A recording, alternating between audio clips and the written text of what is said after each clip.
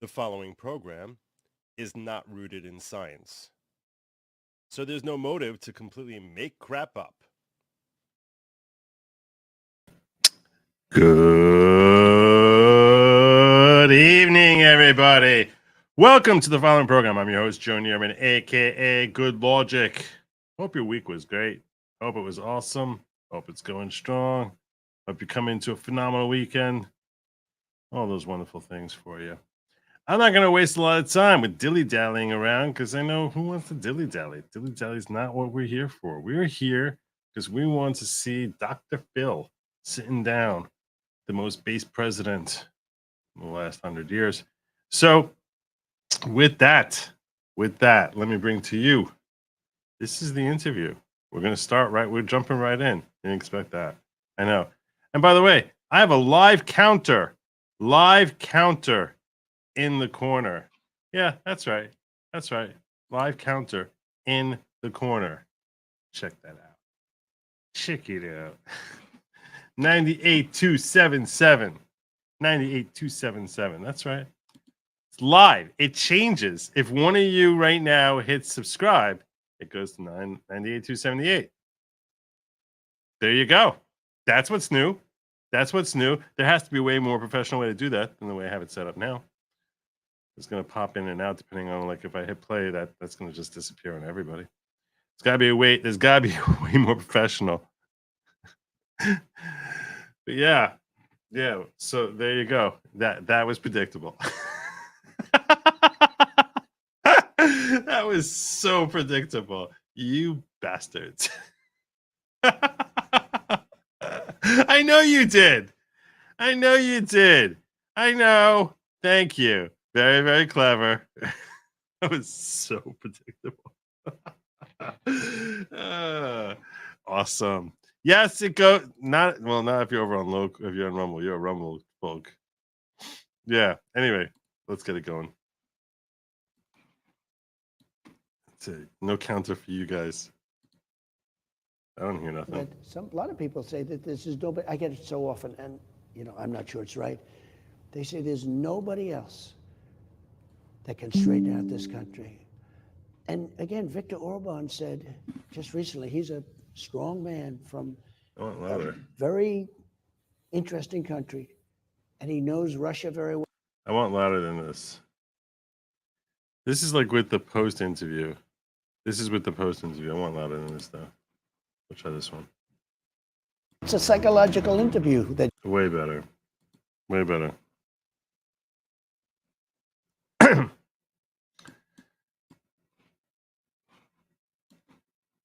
You're doing too. You're sort of being my psychiatrist. You've been called every name in the book. Why do you subject yourself to this? All right, let's make it smaller. What do you say to yourself when the crowds aren't cheering? What is the hardest, darkest moment? There's an addiction to revenge. Nobody would fault you. You can say, it ends here. It ends with me. Our country's in tremendous danger of World War III, and I don't think I've ever said this on air before.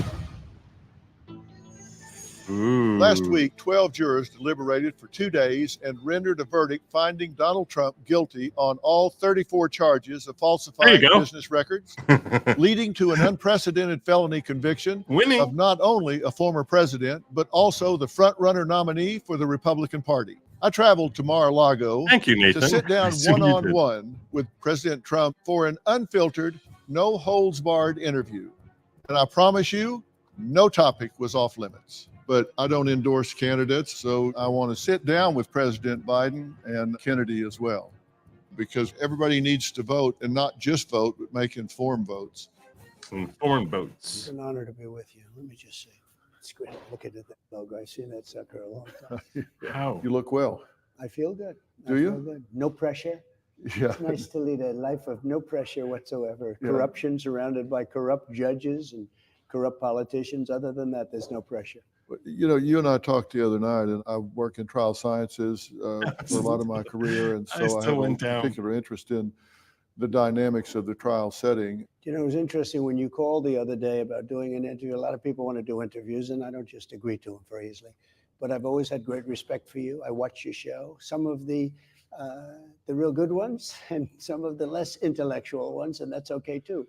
but it's always been, you've always been very special. And I knew that you were in some form very much thank you. involved with trials. And I found it to be very interesting that you would take this up. It's a very important thing. Well, I wanted to, and I know that there was some news coming out of Georgia today. There was some news coming out of Florida today that they're stepping back from this. And very good news. I called for the other day, and I don't know if you saw it, but on Merritt Street Media, where I now do my show, I called for President Biden to stop all of this now. And of course, a lot of people said, oh, he can't stop it. This is maximum volume. There's no more volume I can tack on. There's no more volume. Let me see if I can do my stupid. Increase YouTube volume.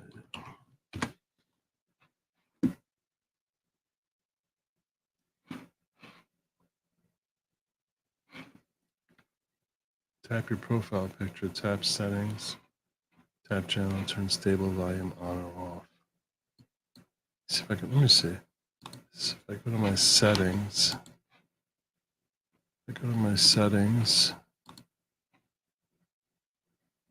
YouTube.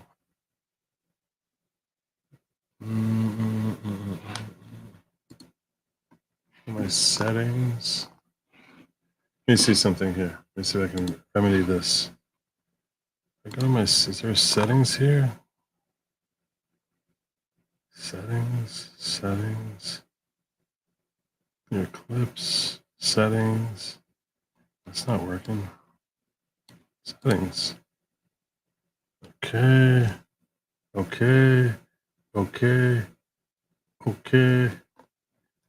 Your account connected downloads, playback and performance.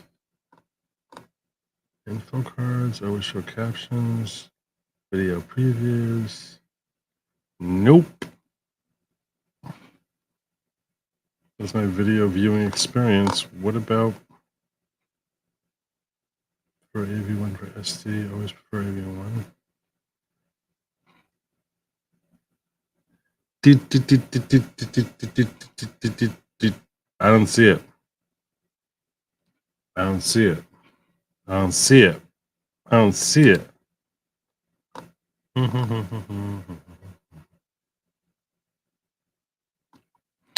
I'm not seeing it. You all tell me change my settings. I ain't seeing it here. It's not me on notifications. Notifications. View advanced settings. God. Count. Yeah, all right. This is not going to be good. Yeah, this didn't work. It's a psychological interview that you. I got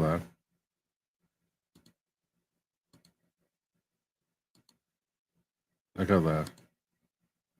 Particular interest in the dynamics of the trial setting. You know, it was interesting when you called the other day about doing an interview. A lot of people want to do interviews, and I don't just agree to them very easily. But I've always had great respect for you. I watch your show. Some of the real good ones, and some of the less intellectual ones, and that's okay too. But it's always been, you've always been very special. And I knew that you were, in some form, very much involved with trials. And I found it to be very interesting that you would take this up. It's a very important thing. Well, I wanted to, and I know that there was some news coming out of Georgia today. There was some news coming out of Florida today that they're stepping back from this. And very good news. I called for the other day, and I don't know if you saw it, but on Merritt's. In case you missed it, because I haven't covered it. Maybe it's because I had plus a bunch of times. In case you missed it, because I haven't covered it. Georgia is on hold until the issue with respect to Fannie Willis is decided by the appellate court.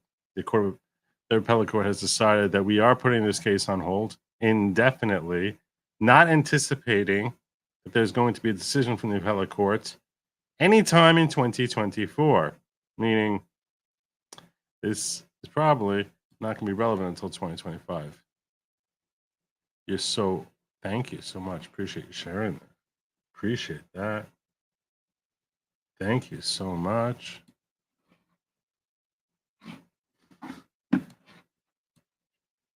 Street Media, where I now do my show, I called for President Biden to stop all of this now. And of course, a lot of people said, oh, he can't stop it. It's a state case. Well, okay, that's an explanation for stupid people. But for people that understand how this works behind the scenes and all, I say the same thing. They need to stop this. They need to stop pursuing you. Since you started your campaign in 2015 to run for office, there have been so many attempts to get you off the board even before you started your campaign. Then once you were in office, 2 impeachment opportunities, they changed the rules to try to make it high crimes and misdemeanors if there were business conflicts. And in this case, Never ends. It seems to be never ending. And that is a distraction to you. Never and I really wonder how that affects you. What do you say to yourself about that? Because it seems to never be ending. It's a never-ending thing. There's a term that I know you've heard many times. It's called Trump derangement syndrome. And nobody's ever seen anything like it. In one way, we drive them totally crazy because we're doing the right thing. You wonder, why would somebody want to have open borders where people are coming in from jails? Now, I got to give a little historical note mental here. I institutions? got to give a little historical note, okay? Because to be fair, there was Bush derangement syndrome also. It didn't. This is not derangement syndrome. Did not begin with Trump. So, yeah, just saying. And as you know better than anyone else, they're coming in, they're releasing the people all over the world, not just South America, from mental institutions and jails and prisons, and they're terrorists coming in by the thousands. He has changed at the psychiatric facility, mental institutions. And who would allow this? You can't say that on my show. Common sense, not a conservative thing.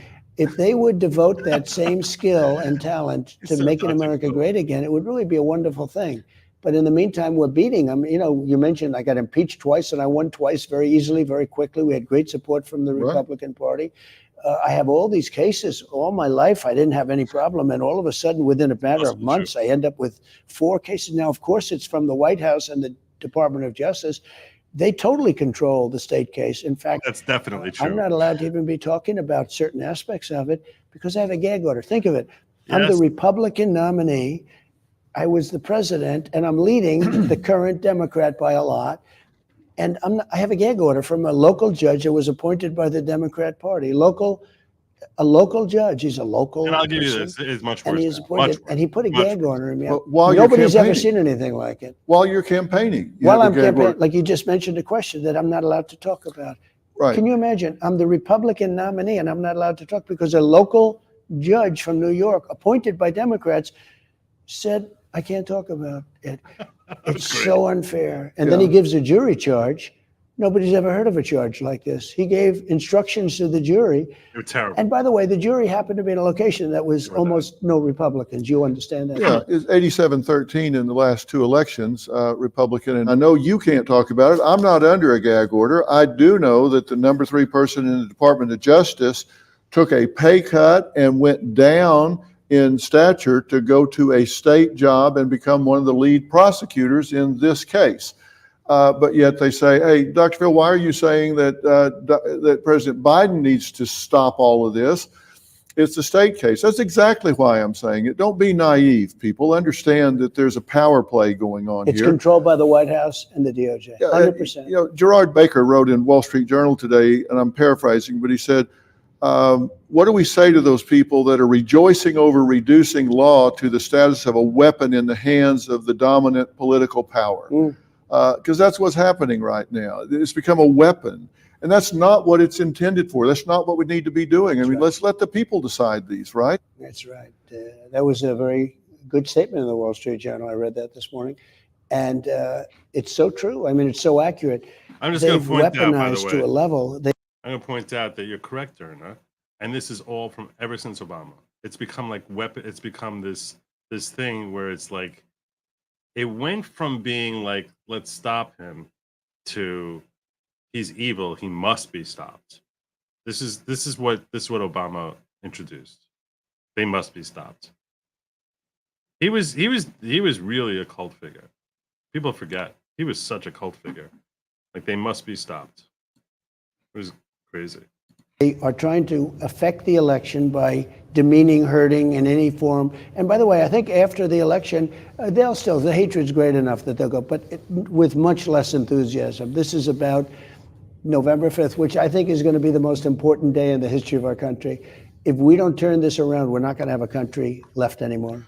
Well, we're a country of laws, right? I mean, and that's what's made us so orderly. That's what's allowed us to progress forward. And there's something that are called hornbook laws or black letter law that is just, these things have just been around so long. And these were violated in your case, one right after the other. For example, hornbook, in case you've ever heard the term, is a reference to when you have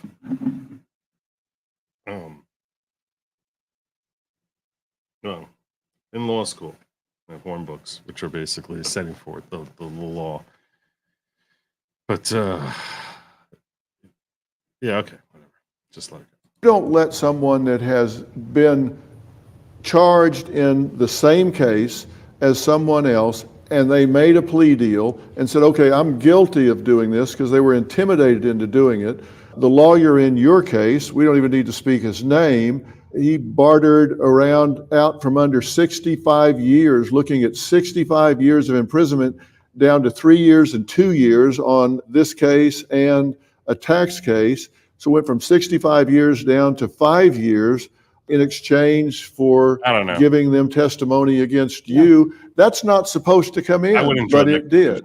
Pecker making a deal, a non-prosecution agreement. That's not supposed to come in, but it did. That got into the jury box. They got to hear all of that. And so they say, well, if we're not down here for the reasons they're saying, then we need an alternative explanation, which they're not allowed to get, because your expert witness that was going to come in and say, as a former chairman of the election commission, was going to say this was looked at. There's no issues here. They didn't allow that person to talk, to testify. And I'm looking at this saying, how is the jury supposed to solve this problem if they don't have all the pieces to the puzzle? Yep. They wouldn't listen to him. They wouldn't talk to him. They didn't want to hear his testimony. They knew what he was going to say. He was going to say it was 100%. That's why very importantly, when they tell somebody, you're going to jail for 15 years, unless you say bad things about this guy named Trump, okay? Now, in all fairness, we know a lot of great people, but you don't know too many that would say, I'm not going to do what they want. Yeah. He goes up to somebody Jenna and Ellis they say, Dr. Phil, you're going to jail for 15 years unless you say bad things about Trump. And if you say the bad things, you're not going to jail at all. In fact, we're going to make you a hero, or you're going to go for 3 months, or you're going to go for a short period of time. How many people are there that say, I'm not going to do that? There have been people. Yeah, that's right. And those are, in my opinion, these are great people. What they've done to people that work for me is incredible. Yeah. Incredible. The threats, the taking of a gentleman who's been with me for years and telling me he's going to jail for 15 years unless they say, and he went back to jail a second time. I guess they didn't want him to testify. I don't know what happened exactly, but the threats that they made to this man, they've destroyed his life. These are fascists. These are really bad people, Phil. But who's going to do it? You're going to jail for 15 years, or you're going to go for 30 days or 40 days, or you're going to go for no time, but you have to say bad things about Trump. Yeah, and that's intimidation. And some of these people, you look at their age, you look at their health, and for some of it could be a death sentence. And so they make a deal, and that's what I talk about. That's what I mean when I say prosecutorial abuse. Did anyone ever approach you and try to get you to make a deal, drop out of the race, make a deal here, we'll leave you alone? No, they didn't, but I believe they would. If I would have offered that up, I think they know me well enough. I really do. But if I didn't run, as an example, I would have never had any of these lawsuits. How about I get prosecuted on a person that I have no idea who she is? I have no idea who she is. I have to pay $91 million. I'm just going to ask you, do you think that if he did not run, they would not have brought these prosecutions? That's a great question. That is a great question. I'm gonna throw up there. I'm gonna throw that into my. Let's throw that in here. I want to see what you guys think on that. Yeah, I'm gonna throw up there. I'm very curious whether you guys think if he didn't run, would he have been prosecuted?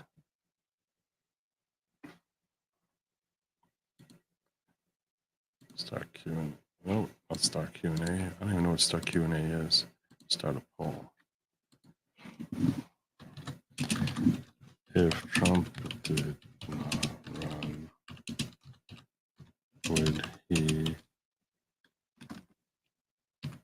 be facing 4 prosecutions?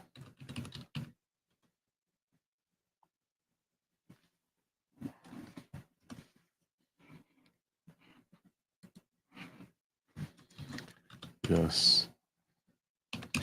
All 4.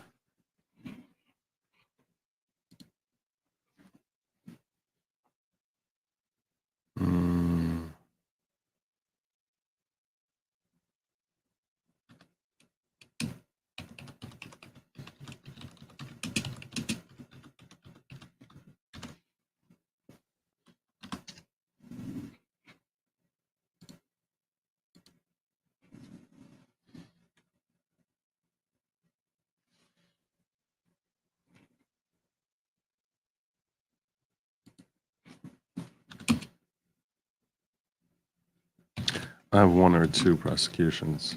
Because I think that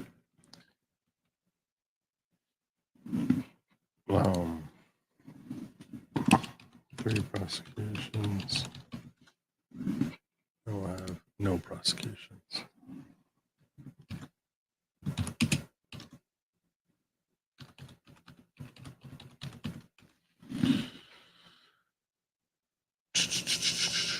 All right.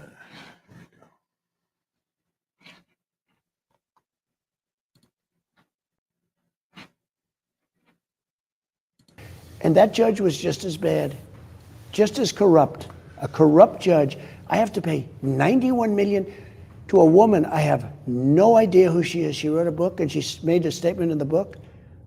And you know that case. That case is a disaster. And then but I have no idea who she is. And they said I did things.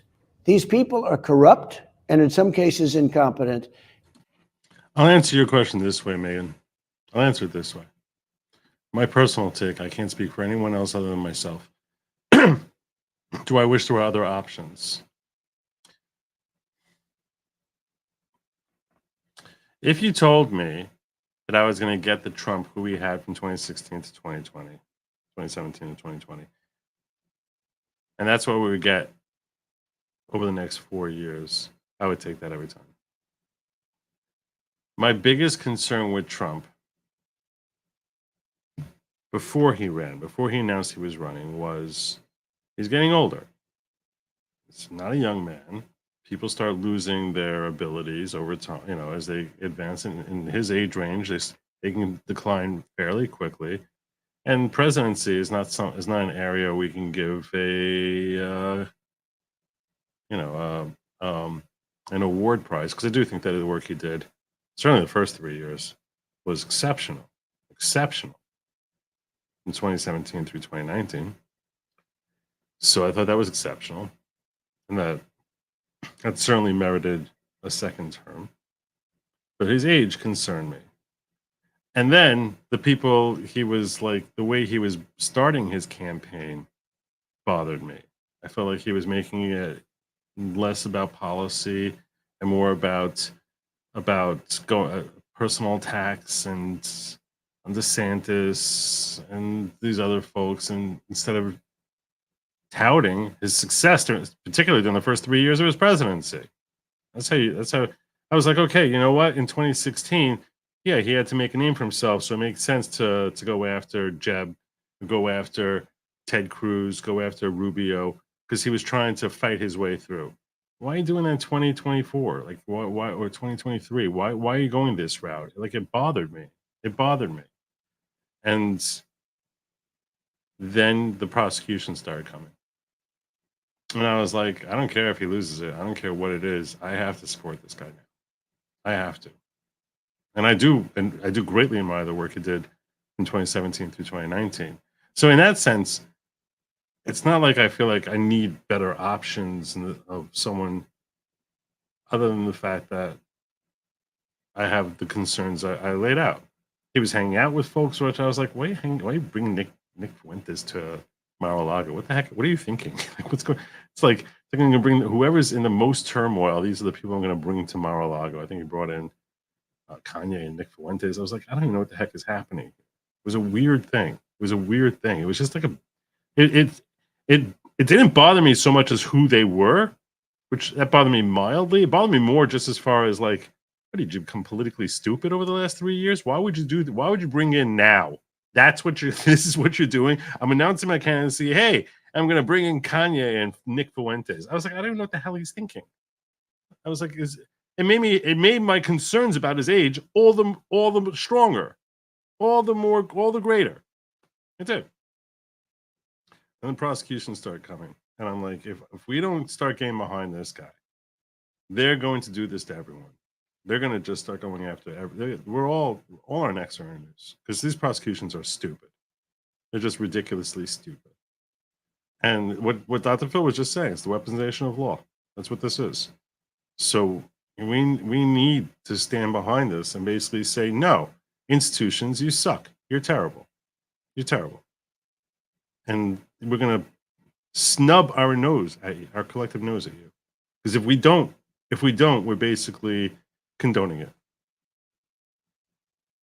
So if we saw those indictments and we said, oh, okay, now we're going to switch over to this guy or the other guy or whomever, not that there were great options, not that there were, great alternatives to Trump anyway. Each of them had their own flaws. Yeah, but that just cemented it for me. So it's not like I'm sitting here saying, like, I wish we had better options. I'm like, no, you know what? I believe in this guy. And I'm hopeful that he does me proud in his second term. Dr. Phil did not go for hair plugs like Biden. Oh, that's probably true. This guy for CNN, Fareed Zakaria, said that only Trump would have been prosecuted on those charges in New York. Yeah, I heard about that, which is interesting from a CNN guy. Wish we'd talk about voting for House and Senate in New Jersey. They just elected a dead guy. Can't do nothing without having both. Who just voted a dead guy? What are you talking about? We haven't had elections here. Even if he didn't run, they would go after Trump. He was an outsider who bucked the system and won. He had to make an example of others might run. Maybe. It's an interesting take. So you're saying they just wanted to punish him for being an outsider who managed to edge his way in? It's an interesting thought, Kate. But it's such an honor to have somebody like you see it and see it so clearly. And I knew that, I remember that years ago you were helping Oprah out, that she was sued and it was having a big impact on her. Mad cow. And I thought it was great. And Oprah used to really like me. She was here many times. Yeah. She loved my key lime pie. We have key lime pie, and she loved a lot of things about Mar-a-Lago. Yeah.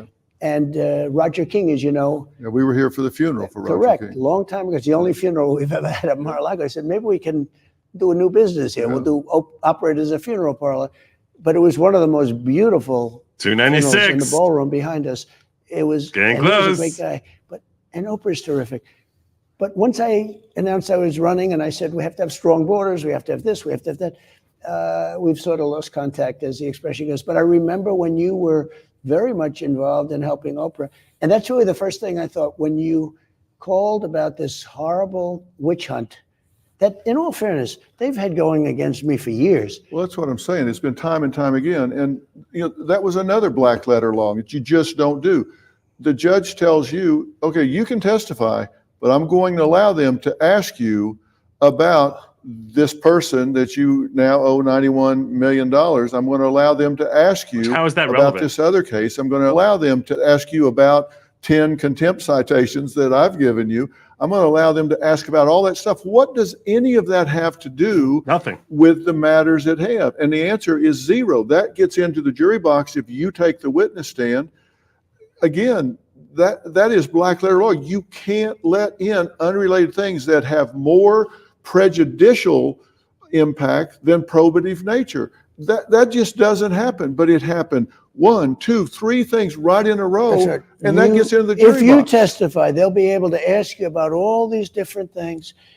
And by the way, if you say one thing if you say it was a beautiful day, as I remember it, and it was raining out, we're going to indict you for perjury. Yeah, yeah. And I'll tell you what, I have a lot of lawyers that are friends and this and that.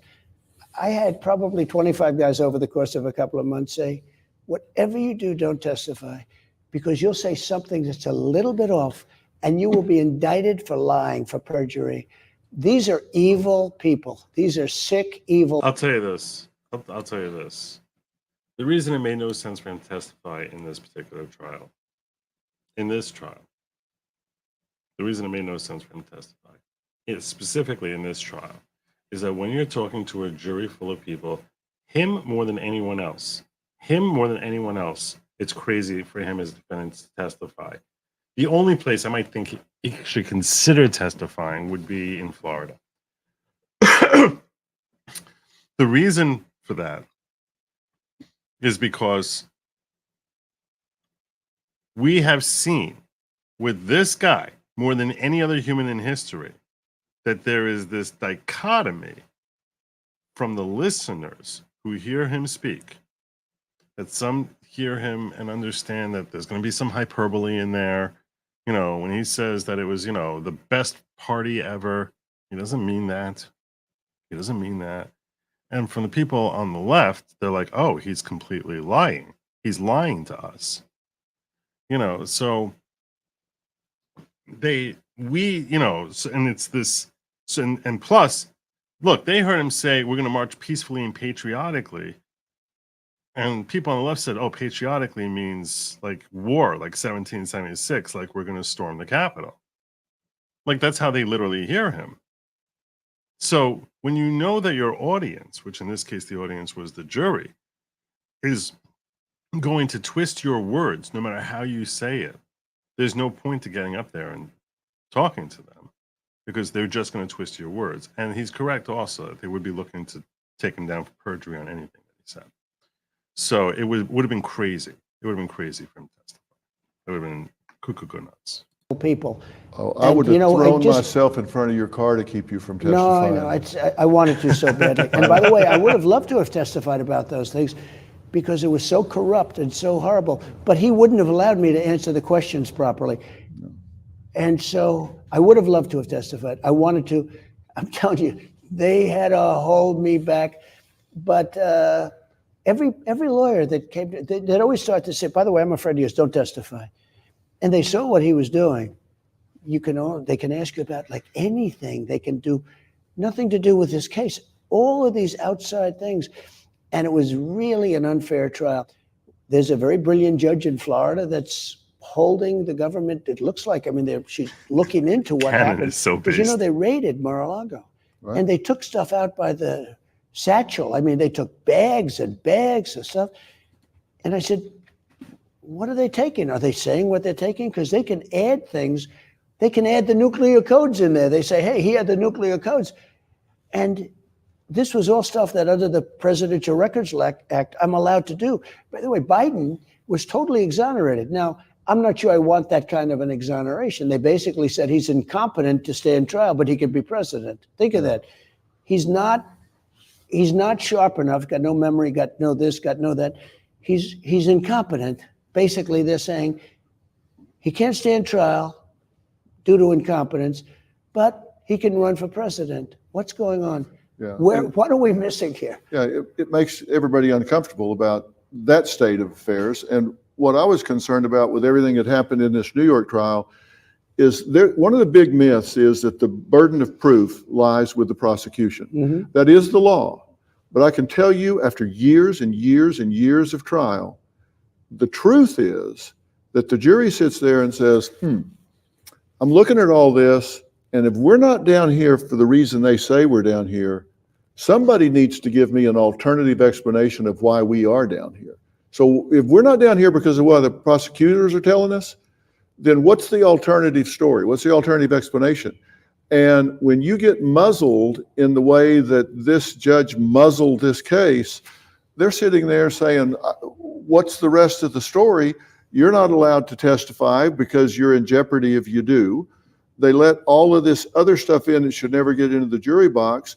And so, the scales get tipped. And it gets very, very difficult to get even one juror because there's not an alternative story that if you could tell without unless being they come in in there peril, committed to without being convicting him. intimidated, it would be a very different situation. The burden legally is on the prosecution, but logically You're with the guilty jury, until proven innocent. that's basically exactly what the truth. I can tell you that's the truth with me. That's how it what plays happened. out. And I did a focus group about this when I did a show on this on Merritt Street, and I had 250 people in, did a focus group, and I said, and overwhelmingly the people were in your favor. But I found those that had questions, and I said, what is your question? They said, where there's smoke, there's fire. Yeah. I didn't hear the other part of it. I'm sitting here, and you've asked me indirectly a couple of questions. They're so simple to answer. I'd love to. Yeah. And yet if I do, this guy's he's willing to throw you in jail, okay? This is an appointed judge acting. He's an acting judge, appointed. And he's willing to throw you, and he's so conflicted. It's so sad. But you do things for your country. And I view it, I think if my country weren't involved, because people say, the two questions, I get these questions from very tough guys like you, the biggest guys on Wall Street, the people that you read about, but they're tough men and women. But I have the question asked often is number one question I get, how do you stand it? How do you do it? How do you get up in the morning and put your clothing on and go to work? I do get that because people don't envy it. And the other one I get is, will they do it again? Meaning, will they cheat? Will they do it again? Will it happen again? Well, I have a different question than that how question. My question is why. I understand how. I know you got a thick skin. You're not one of those people that's afflicted with the need to be loved by strangers. I get that. I think that's true. My question is not how do you do it? My question is why do you do it? Why do you, let's face it. I mean, you're a billionaire. You got a great family. You're a very dedicated father. People may not see this in you a lot because you keep that kind of private. But my question to you is why do you subject yourself to this? If you want to see more of our conversation, we have an app, Merit Plus. It's free. Download it, and you can watch us. What the heck is that? What the heck is that? What is that?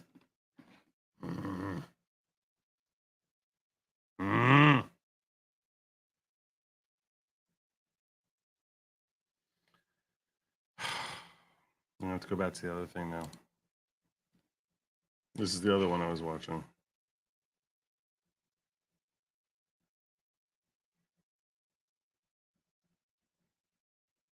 What?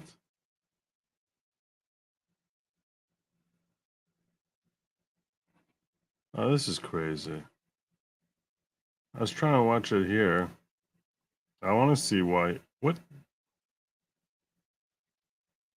Hold on, let's try to figure out what's happening here. I have donated to Trump. See, I don't like the volume of because this. he has inspired me. I have donated to him, and I am voting for him now, and I have not before. Get very successful. We have to bring the country together. And you can do that. But I get it so often, and I'm not sure it's right. They say there's nobody else that can straighten out this country. And again, Viktor Orban said just recently, he's a strong man from a very interesting country. And he knows Russia very well. He knows Zelensky very well. He knows Ukraine.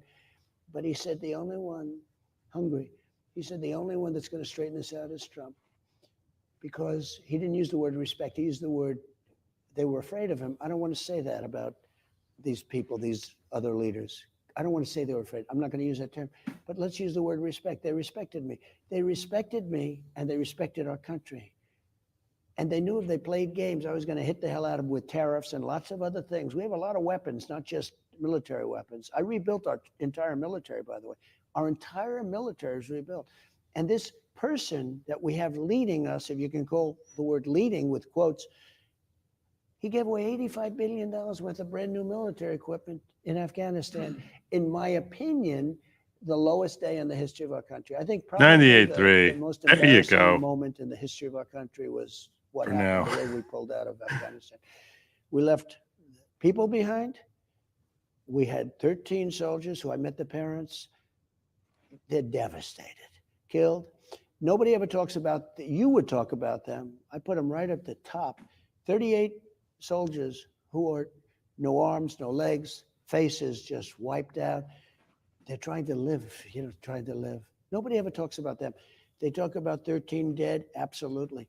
But they don't talk about 38 soldiers that have been wiped out. And then hundreds of people were also killed. Hundreds of people where this madman set off a bomb. Should have never left them. They should have been in Bagram. We should have kept Bagram. Bagram is 1 hour away from where China makes its nuclear weapons. We gave it up. You know who's occupying Bagram right now? China. It is lower in volume. We gave the biggest air force, this is not one of the biggest runways, one of the most powerful runways, 8 foot thick of concrete, built when the dollar was very big, okay? Years ago. We gave it to the Chinese. It should have never happened. What we've done, I think that was the most embarrassing day. And I have to tell you, if that didn't happen, I don't know that Putin would have gone in. I think Putin watched that catastrophe and he said, hey, this is a great time to attack Ukraine. You think it emboldened him? I think so, yeah, I think so. Let me ask you this. Right now, headlines everywhere, of course, you don't respect, but there are headlines out there that say, when you win your second term, that you are going to make the people that have come after you pay. Retribution and revenge. Yeah. And let me before we get to his answer on the retribution question, let me pull up some of the super chats that have been building here. So Serrano says, win or lose, they would go after Trump anyway. He broke the left establishment psychologically. In 2016, he must be punished because he crushed our ideal world in one night.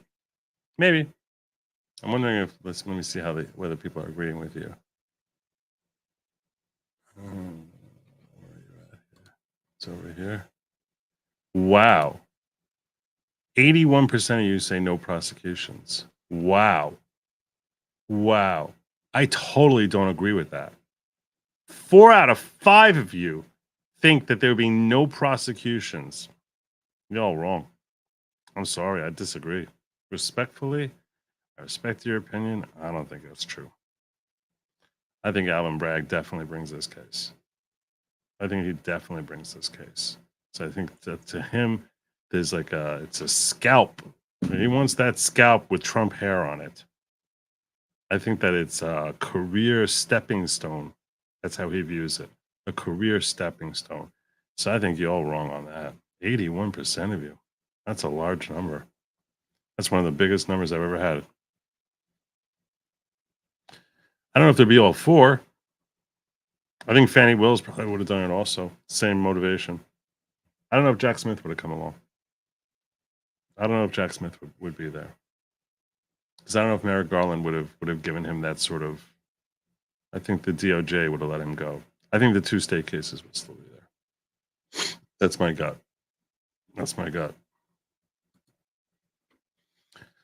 The only thing necessary for the triumph of evil is a good man do nothing. That's true. Donald Payne, go look it up. It's true. I did. When you said that, I looked it up.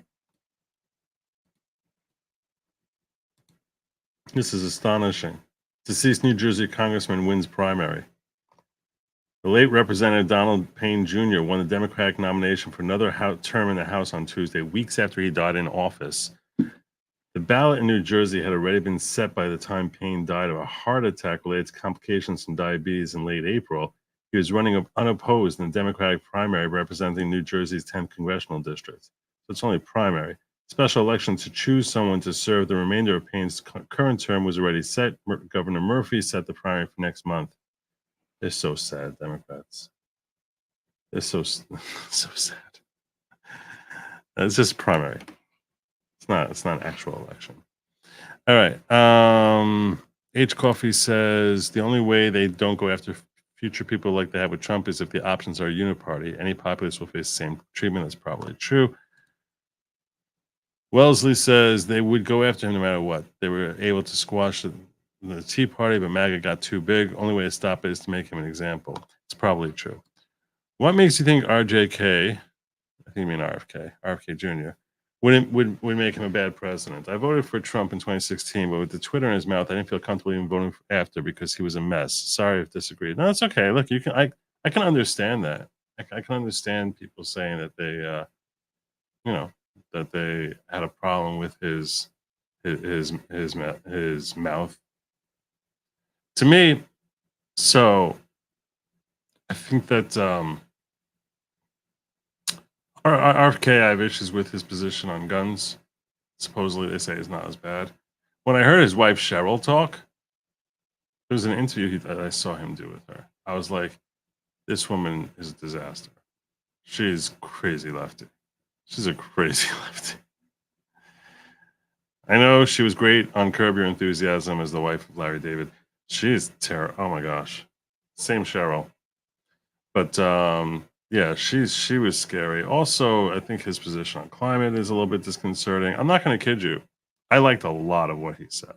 I have liked a lot of what he said. I'm not saying like, he's a disaster. I'm simply saying that, yeah, I wouldn't like compare him to Trump. It's like, this is a no-brainer for me. This is a no-brainer. But yeah, no, I definitely look and for someone who came out as a Democrat, I couldn't even believe it. I checked out 2 or 3 speeches. His speech when he announced his campaign, I thought was astonishing, like really astonishing. Just when he was talking about like how the entire fight. Oh, he announced in Massachusetts, and he was like, minutes from like where the Boston Tea Party took place. And he was talking about how that which we were fighting for, taxation without representation, was actually a large part of what motivated him to run now, because he feels that we don't have representation in Congress. And I was like, you know what? He's right. It sounded based. Like everything he was saying, I was like, yeah, I liked a lot of what he said. So yeah, I'm not an RFK hater at all. At all. There were a couple of policies that came out along the way that I was like, I also thought he should have come out much harder against the weaponization of the DOJ than he did. I think he should come out much harder than he did against how you're speaking out against the institutionalized medicine. Where's your speaking out against the institutionalized weaponization of our judiciary? At least he was kind of lukewarm about it. So, thank you for the super sticker. I appreciate that. 98.3 had to unsub. Keep you nice. Hell no, Joe. If W was available after he left, they would have gone after him too. His sin is being a Republican. There is no truth but power. Perhaps. Bragg, so you're agreeing with me that's agreeing with me. If W was viable after he left, they would have gone after him too. His sin is being a Republican. There's no truth but power. So you're agreeing with me. I said they would have gone after him. Bragg wouldn't have brought the prosecution. That's why Pomerania threw a fit and quit, and why Colangelo had to jump in. Maybe. I don't know. RFK has been a flip-flopper, like him, but not sure what he'll do. And flip-floppers are scary. They are. I want to play what if with you for a minute. What if when you win this election, you said, enough is enough. Too much is too much. This is a race to the bottom, and it stops here. It stops now. They've made a half a dozen or more major attempts to take you off the playing board, and you just said, it stops now. I am going to rise above this cycle of ugly. I'm not going to play this gotcha retribution game. It stops now. I'll forgive. I'll not ever forget, but I am not going to play this retribution game. I am going to put the American people first, not getting my pound of flesh first. You got to do what you got to do, but I'm going to put this country as the shining city on the hill. I am moving forward. I'm not playing the retribution game. It stops with me and it stops here. What if you took that approach? I'm okay with that. I am. I'm okay with that. Sometimes, I'm sure in certain moments, I wouldn't be. When you go through what I've been through, they spied on my campaign. They spied on my campaign. Remember I announced it? Right. They did things that people don't even talk about. And I got rid of Comey, and I got rid of a lot of people. thousands of people. At the VA, I cleaned it, 9,000 people. They were sadists. I got rid of them. But what they've done is bad. With all of that being said, we have to unite the country, Phil. The country has to be united. This country is a mess. Every situation needs a hero. What a great opportunity for you to stop this cycle, this vicious cycle of got you back, got you back. Every situation needs a hero. What a great opportunity to step up and say, you know what, it stops here, it stops with me. I think you'll be impressed. We have to unite the country. We have to save the country. That's not really saving the country. There are people that did some bad things. I know who they are and all of that. But as an example, with Hillary Clinton, I'd mention her name. Everyone's screaming, thousands and thousands. Yeah, we just had 107,000 people show up in. Nope, they won't. New Jersey, you saw that. 25,000 people showed up in the South Bronx. In the South Bronx. But we had Wildwood, New Jersey, 107,000 people. It was a record. They've never had that. When I mentioned, they waited so that he would be dealing with this now. That's why they waited. That's why they waited. So that he would be dealing with this now. That's my theory. But who knows? I understand. That's a fair point. It's a fair point you're making, Stoffel. I'm just saying that's why they waited. Because it's much more difficult to deal with this while you're trying to run a campaign. Mention the name Hillary in the previous to the last election. They said, lock her up, lock her up, lock her up. But I would be there, and I'm trying to almost quiet them down. They were going crazy. How would it be I win, and I lock Hillary Clinton up? The president's wife, the former president's wife, I locked her up. And how would it be if I took the Secretary of State, she was Secretary of State, and we threw her into a prison someplace? I think it was terrible. And yet now they're trying to do that with me. Think of it. Yep. I didn't want to do that. I could have done that pretty easily. She busted up her phones and she busted up her laptops and what they did, and they put bleach bit. You know what bleach bit is? It's so expensive nobody uses it because it's an acid and it wipes everything out. Could have done it real easy. Don't forget, she disobeyed a subpoena from the United States Congress, and she broke up all this machinery, all this technology after she got the subpoena. Think of it. How would it look if I took a president of the United States wife and threw her into a prison? I hated it because I wanted to bring the country together, and I largely did.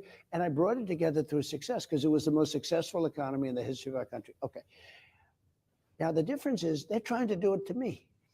And maybe you could feel differently about it, but I don't feel differently. Retribution is going to be through success. We're going to make it very successful. We have to bring the country together. And you can do that.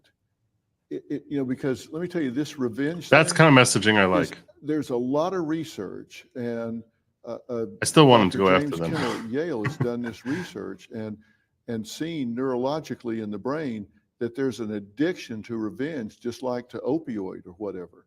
And that even if people commit a crime and they get arrested for it, they see themselves as the victim and they want revenge against the person that arrested them. And then the person that arrested them gets hammered.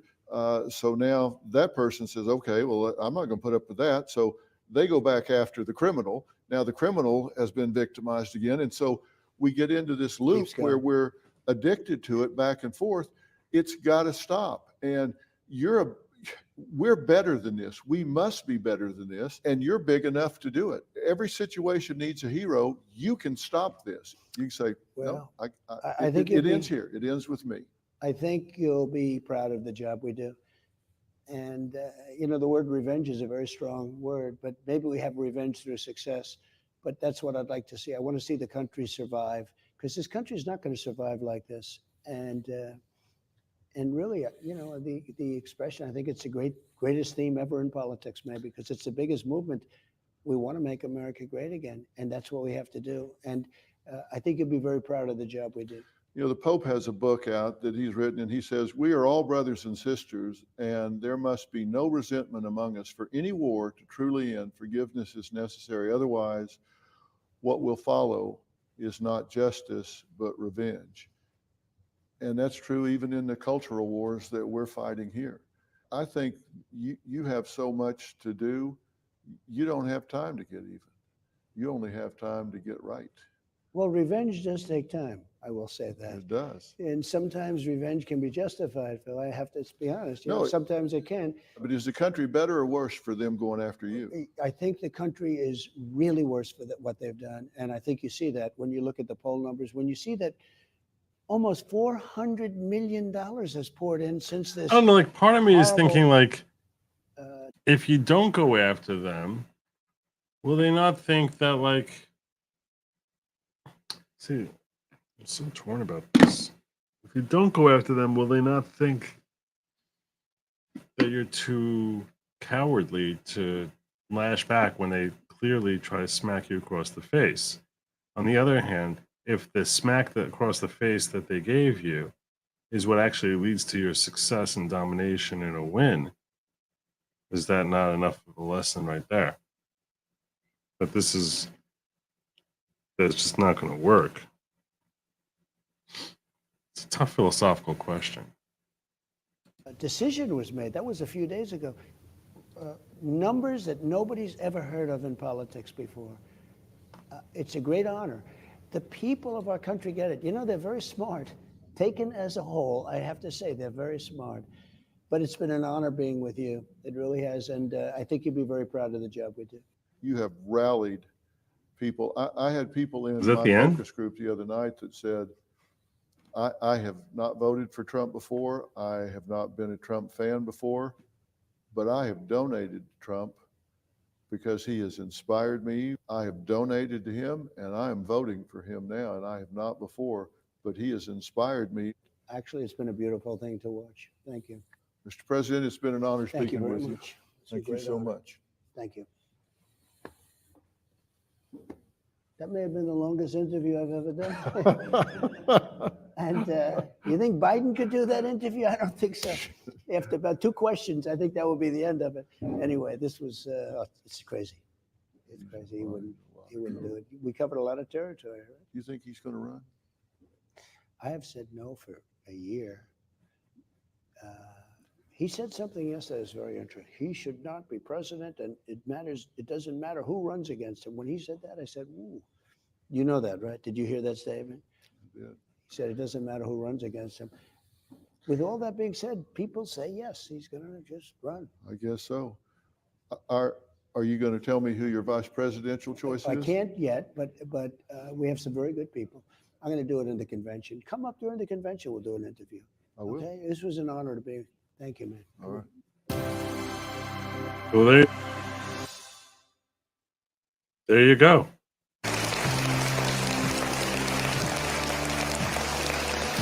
America reacts. America reacts. Well, welcome. Hopefully you have just been spending some time watching my interview with President Donald Trump, former President Donald Trump. And we're doing our first roundtable and analysis and focus group discussion after that interview. Hopefully it's the first of many. I want to introduce some good friends, colleagues and experts in their field. First is former prosecutor and News on Merritt Street anchor, Lonnie Coombs. We've been working together for many, many years out in LA. Also is my good friend who has left an indelible mark on the courtroom, Dallas trial lawyer for 50 years, Rod Phelan. He is an absolutely brilliant legal mind. Is really committed to justice. And finally, Greg Hartley. He is a body language expert and a member of behavior panel. And he's part of the family here at Merritt Street. So he's watching every one of you to see if you're doing anything. And it is absolutely brilliant and part of the behavior panel team. So I'll start with you four, and anybody can just jump in. You were all watching the interview, and I'm curious what your takeaways were from the interview. Anything jumped out at you? Because we're talking about someone that, according to the polls, may very likely resume the presidency of the United States soon, which would very likely put him back in a position of being the most powerful man on the planet. in terms of politics, military power, and control.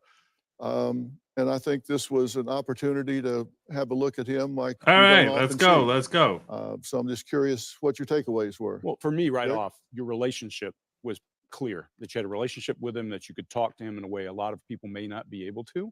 And that chemistry matters. You know, Jung, the famous psychologist, once said that no two people are the same after interaction. So we had to watch for that. And we could see when he understood that you were not there just to excoriate him and just go after him, that he made a good eye contact with you and started to pay attention and was like, okay, somebody gets what I'm saying at least. All right, well, let's take a look. We have a clip of what you're pointing out. You know, it was interesting when you called the other day about doing an interview. A lot of people want to do interviews, and I don't just agree to them very easily. But I've always had great respect for you. I watch your show. Some of This just feels the repetitious. real good ones. And What do you see? So if you watched him, we typically think when people are having an emotional thought, they look down and to the right, their eyes will go down and to the right. Think about the last wedding or funeral you went to, and that will happen. We see him do that when he's describing the problem. But as soon as he starts saying somebody of your stature, watch him raise his head and make eye contact and show respect. That's powerful. That means who else is going to do that? Right.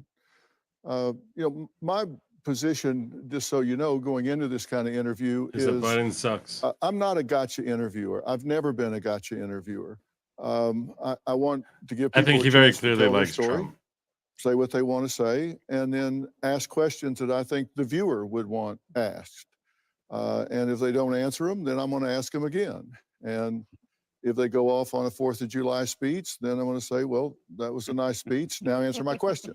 I do want my questions answered, but I give them a chance to say what they want to say. But then, and I told him at one point, I want people to get to know you because you're always campaigning. I don't want you campaigning. I want you to talk to us as a father and a husband and an individual. We want to know who you are, because he's got a speech that he gives, a stump speech that he gives. We've heard that. We want to hear some other things. And he was willing to do that. Yeah, it showed when he made eye contact with you. From that point on, I watched him throughout the entire interview. He cared what you thought, and that's important because it gives a person the opportunity to actually show you the human side as well. All right. And by the way, I have an I'm not feeling it. I don't know about you guys. I'm not feeling it.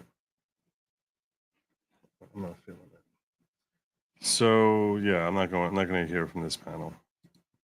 If you want, you can check that out, whatever. But yeah, I'm not doing that. All right. Is that a good way to do this? That's way too big. That's way too big. That's right. There you go. There we go.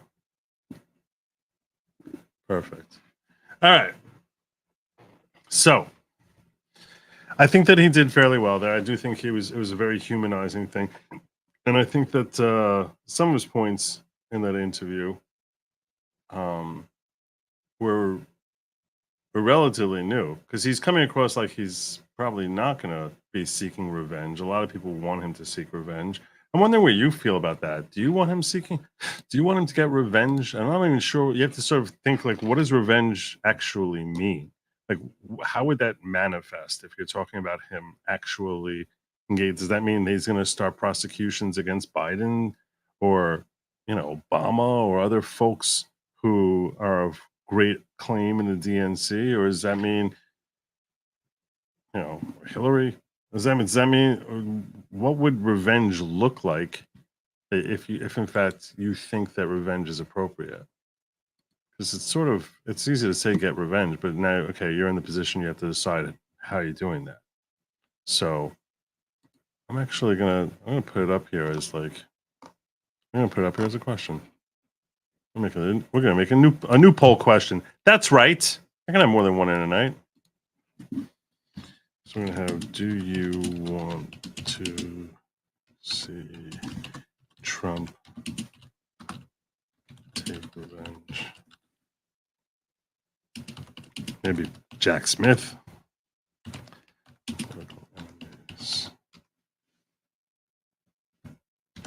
Let me get this a simple yes or no. Curious how vengeful you all feeling. Needs to jail them legally? Okay. He needs to reset several, and he did imply that he's going to try. Revenge is going to come through success. I'm not calling that revenge in the context of this poll. He needs to reset severally departmentals. I'm not sure what that means. Trump cannot say he'll go after them. They'll weaponize that against him. Revenge through success is a way to thread the needle of politics. Here we watched Phil toss away all credit. I just didn't want to listen to it. Joe, I respect your opinion. What do you want in a president as a lawyer? Do you truly believe of the two options are what we need? I'm undecided. So I'll tell you that what I want is someone who, well, I always start constitutionally. I know that realistically, most presidents who are in their first term are seeking re-election, and that always comes back to the economy. And I actually think that the economy is the worst thing in the world for our government or our president to be focusing on, because I think that we all have seen how the government sucks at accomplishing what it's looking to accomplish, and accordingly, I don't really see how that's good. It's a good thing for them to get involved in. The only time I ever want to see the only involvement government should have with the public is they happen to be the nation's largest employer by a significant margin. So that means that that's part of they're part of the economy, the government. Okay, which frankly our workforce in that regard should be cut significantly. They're also buying a lot of raw goods and manufactured goods, right? Because they're building roads, things of that nature, or schools, and they're just investing a lot. So, in that sense, to the extent that there's an organic spending that you would expect, it's when they start engaging in spending for the or various policies for the purposes of trying to remedy the economy that I get very bothered.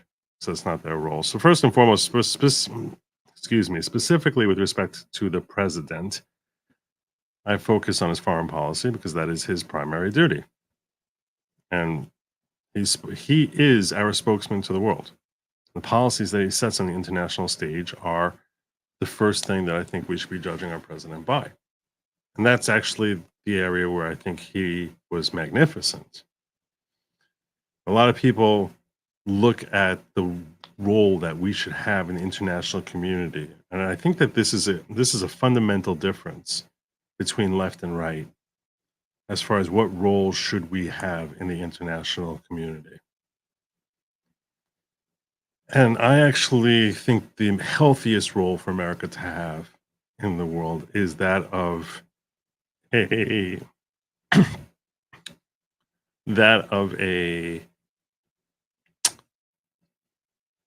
cautious giant.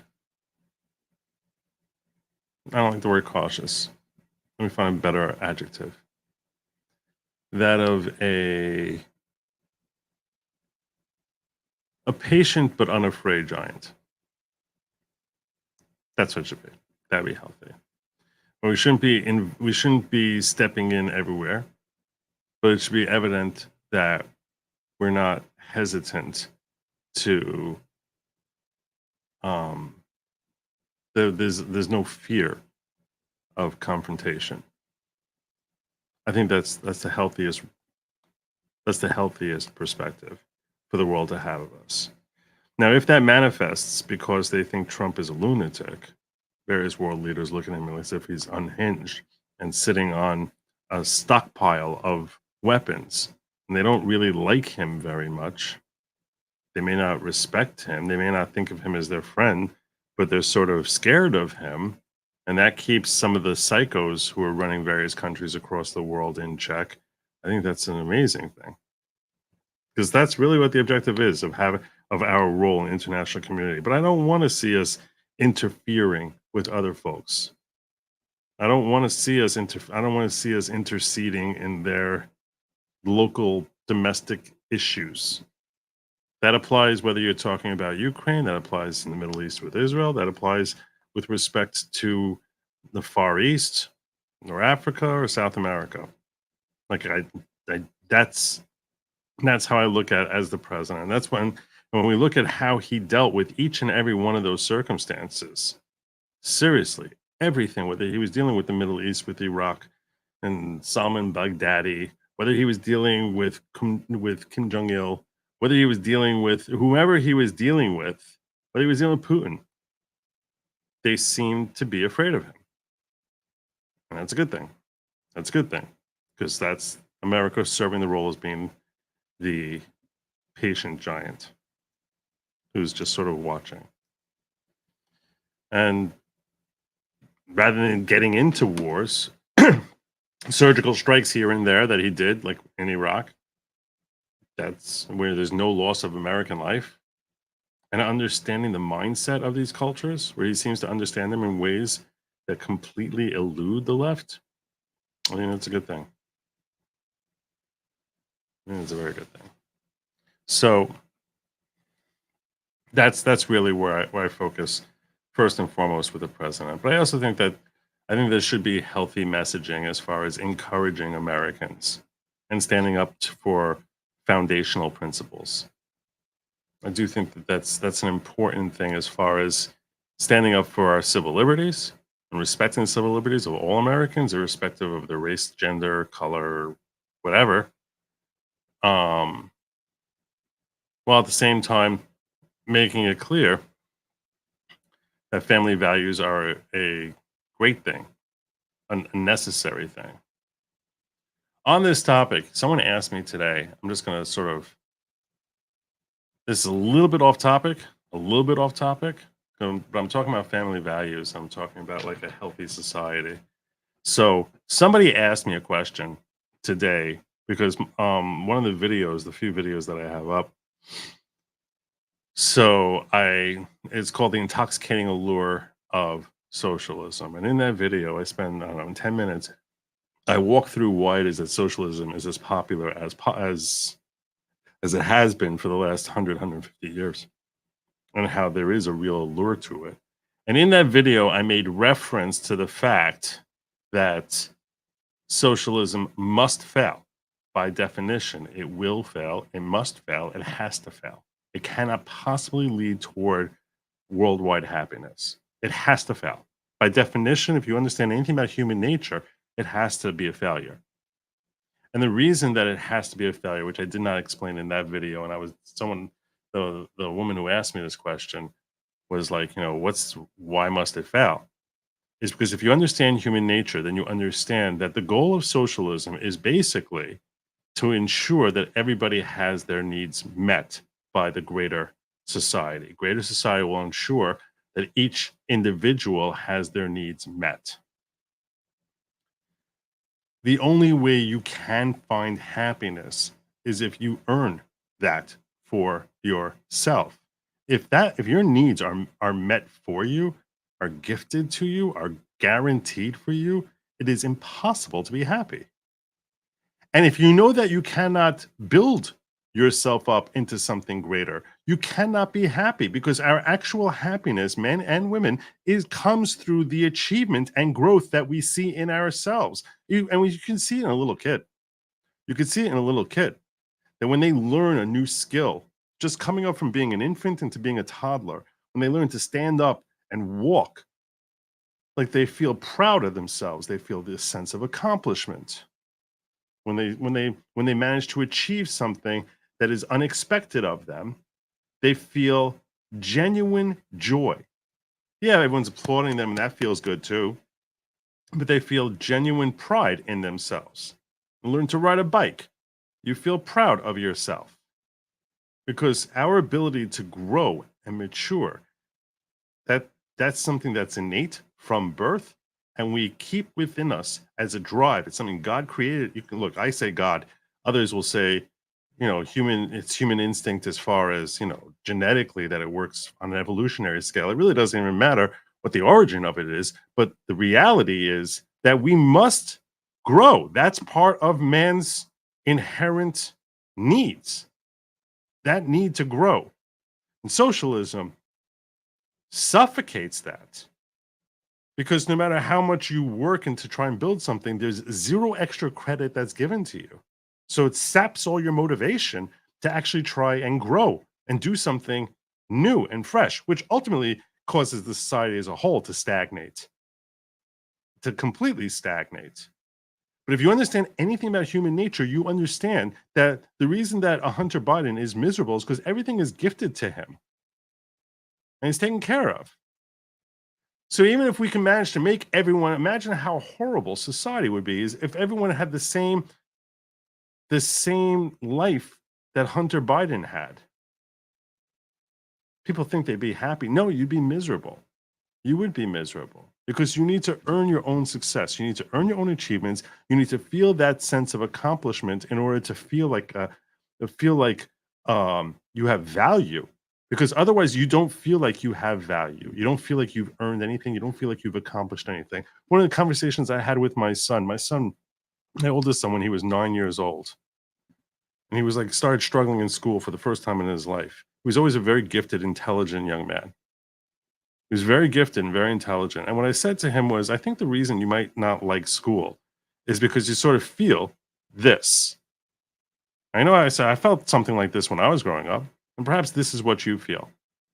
And that is, that, you have natural intellect, you have natural ability that you can pretty much absorb things as soon as it comes into your vicinity, practically through osmosis without giving any effort to it. So when you do well, and everyone's always telling you how smart you are. So when you do well on a test, you feel as if you didn't earn it. God gave that to you. And if you fail, then you feel as if, you see, everyone overrated me, and all your insecurities start creeping in. And the reason I'm bringing this up in this context is because, and he said, yeah, that's it. And then what did I do? I gave him something to work on that was outside the realm of what his normal scholastic expectations were. And I said, here's a challenge I'm going to give you. Finish this over the next 4 years. And I'll work with you every day. A little bit more, a little bit more, a little bit more, a little bit more. And I gave him that because I was like, he needs to feel like he's accomplishing something, because otherwise his intellect is literally gifted to him by God. He didn't earn that.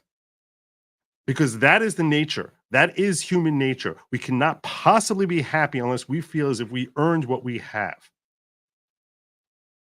So if a society ever did come along that managed to figure out and put everything all together to work everything out for socialism to work, there would not be any happiness. And these sort of foundational values, as far as understanding the struggle and the blessing of overcoming the struggle of life and growth, that is what happiness is. These are all part of our foundational values. And that is why in our Constitution, it doesn't guarantee life, liberty, and happiness. It guarantees life, liberty, and the pursuit of happiness, because nobody can gift that to you. And if someone tries gifting it to you, you will be miserable. Every time.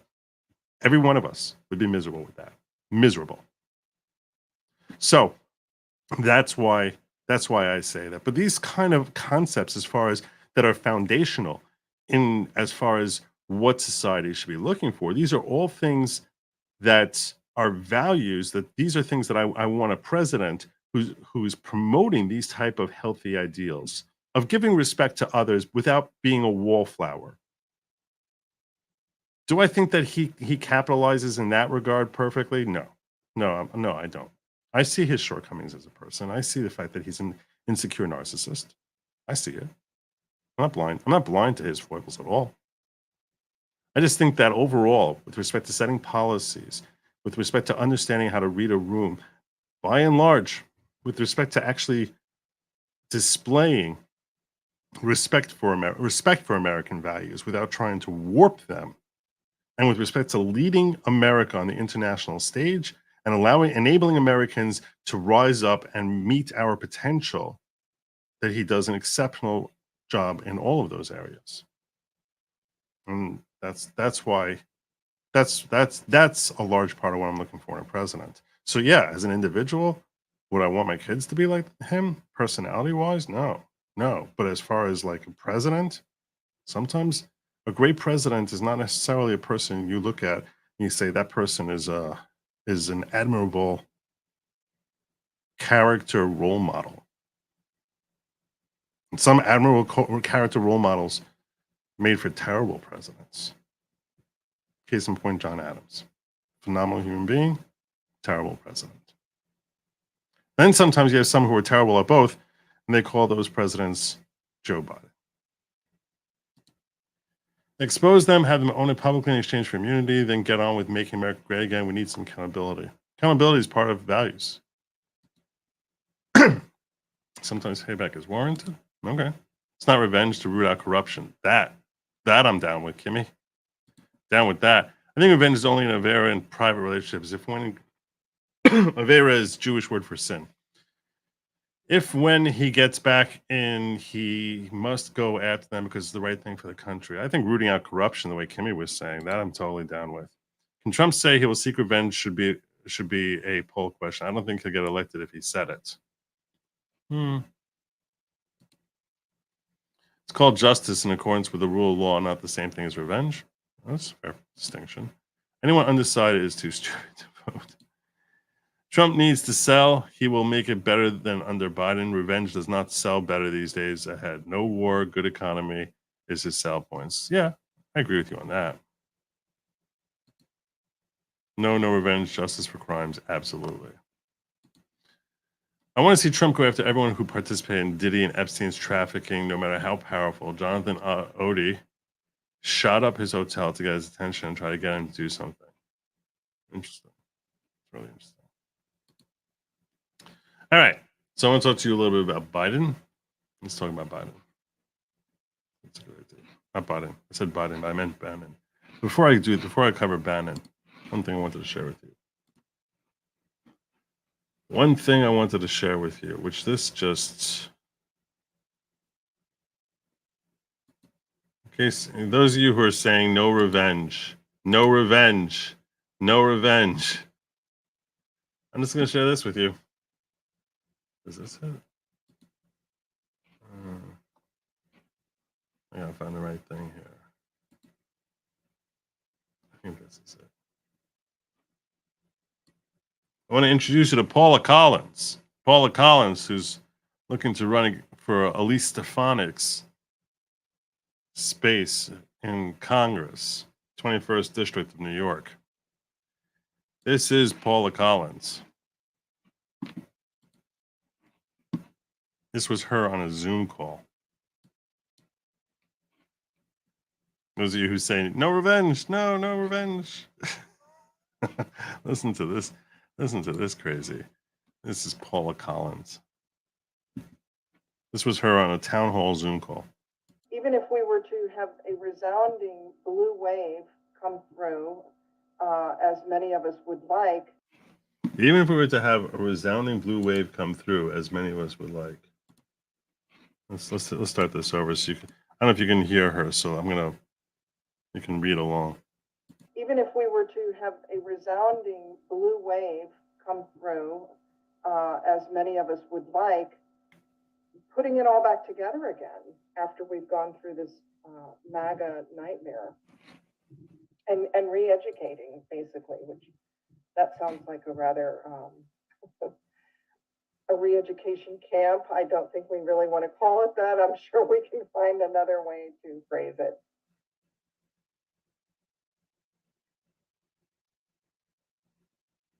New Jersey is leaving. What? What? What? What? Yeah. She wants to put MAGA. I prefer MAGA, not MAGA. MAGA sounds like it's spelled with an O. She wants to put MAGA in re-education camps. That's her pitch. That's her pitch. Unbelievable. As reported here by New York Post, says that Representative Stefanik's Democrat opponent slammed proposing re-education camp for Trump supporters. Democrats' cannabis tax attorney, that's what she calls herself, hoping, hoping to unseat Representative Elise Stefanik in New York's 21st Congressional District, was slammed by the incumbent's camp for proposing to send supporters of former President Trump to re-education camp as part of an effort to fix what she called a MAGA nightmare. Paula Collins, who's running unopposed in the June 25th Democratic primary, made the shocking suggestion during a virtual town hall event on Wednesday. I don't think she's going to be running unopposed. I don't know. And argue that there's a need for such camps, even if Democrats see a resounding blue wave in the 2024 election. Collins, 60, and has the brain of a 97-year-old, argued that, quote, knowing your civics, knowing how the government is set up will be crucially important in moving forward, before suggesting the need for re-education during the Zoom event. Quote, even if we were to have a resounding blue wave come through, as many of us would like, putting all back together again after we've gone through this MAGA nightmare and re-educating, basically, which that sounds like a re-education camp. I don't think we want to call it that.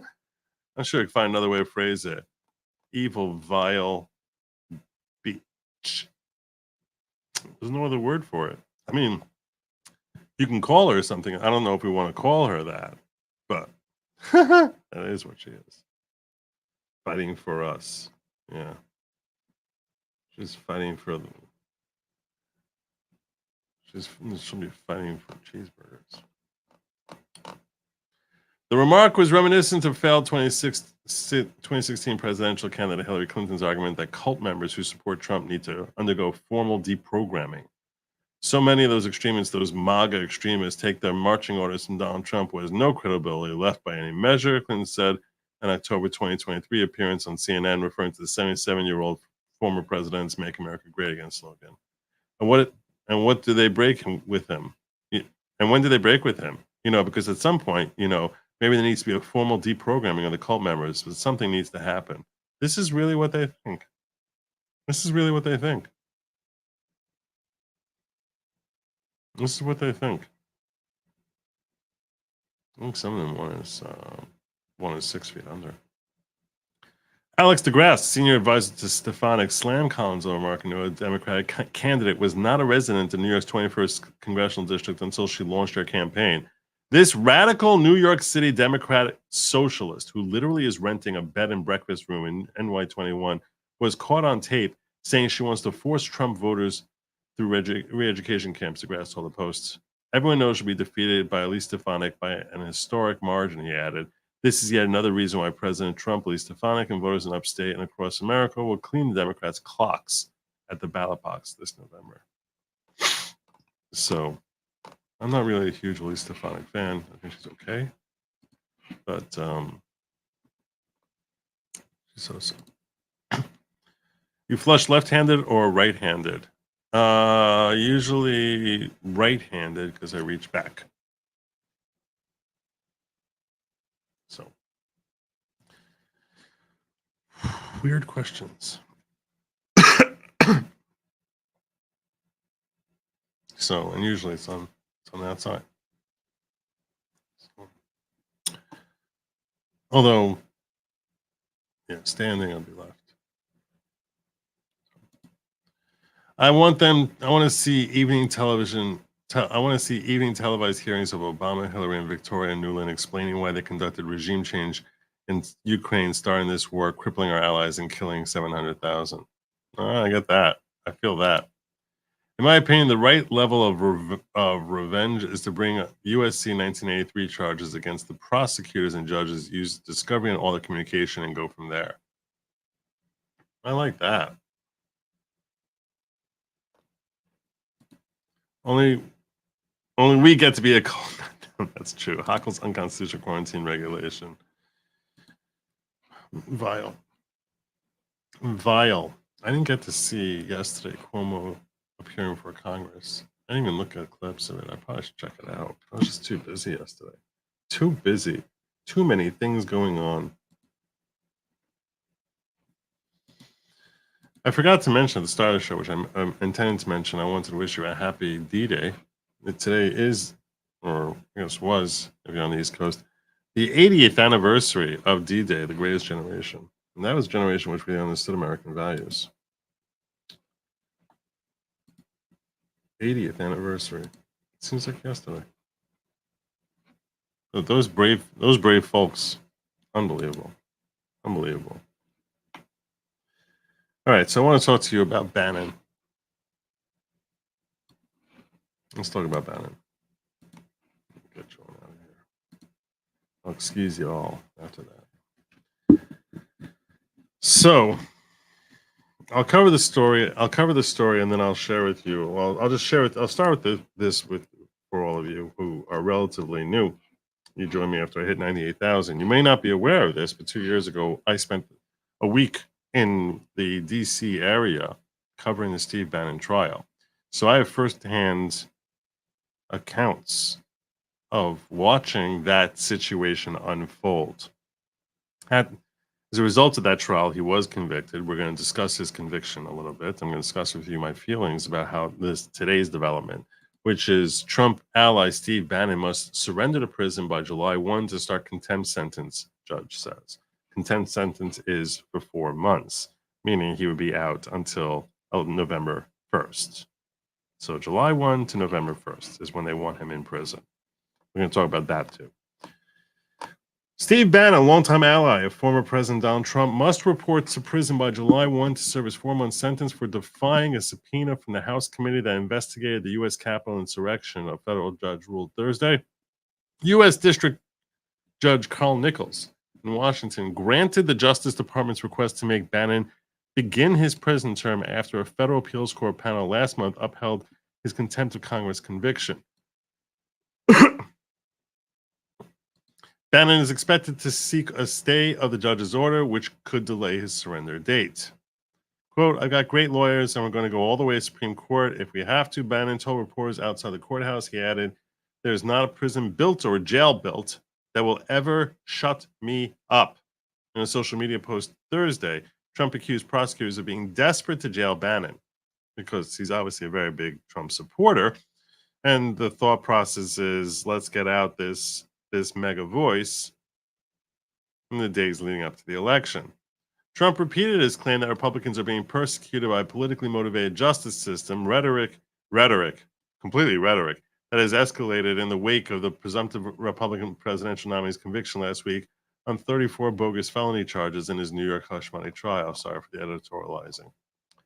Bannon was convicted nearly 2 years ago of 2 counts of contempt of Congress, one for refusing to sit for a deposition with J6 House Committee, and the other for refusing to provide documents related to his involvement in Trump's efforts to overturn his 2020 presidential election loss to Democrat Joe Biden. Nichols had initially allowed him to remain free while he fought his conviction because the judge believed the case raised substantial legal questions. But during a hearing in Washington's federal court, Nichols said the calculus changed after the appeals court panel said all of Bannon's challenges lack merit. What actually they said was arguments that were made by Peter Navarro, who had similar legal arguments, were insufficient. I do not believe the original basis of my stay exists any longer, Nichols said. Bannon can appeal his conviction to the full U.S. Court of Appeals for the D.C. Circuit Court and the U.S. Supreme Court. Prosecutor John Crabb told the judge that it was, quote, very unlikely Bannon would succeed in getting his conviction thrown out. I'm gonna weigh in with my thoughts on that as well in a moment. Bannon's lawyer at trial argued that the former advisor didn't ignore the subpoena, was still engaged in good faith negotiations with the congressional committee when he was charged. The defense has said Bannon has been acting on the advice of his attorney at the time. They wouldn't let him actually make that point. Who told the subpoena was invalid because the committee would not allow Trump lawyer in the room, and that Bannon cannot determine what documents and testimony to provide because Trump had asserted executive privilege. Defense lawyer David Schoen, who did a pretty good job, told the judge that it would be unfair to send Bannon to prison now because he would complete his entire sentence before he exhausted his appeals. Schoen said this case raises serious constitutional issues that need to be examined by the Supreme Court. In this country, we don't send anyone to prison if they believe that they're doing something that comply with the law, he told reporters. A second Trump aide, trade advisor Peter Navarro, was also convicted of contempt of Congress. He reported to prison in March to serve his 4-month sentence. Navarro, too, had maintained he couldn't cooperate because of executive privilege. Courts rejected that argument, saying they couldn't prove Trump had actually invoked it. Okay. All right. So I want to share with you my thoughts about this conviction, this decision to force him to start serving a sentence now, 2 years after the fact, why this is coming now, and what my general thoughts are about this whole thing. What is that? There it is.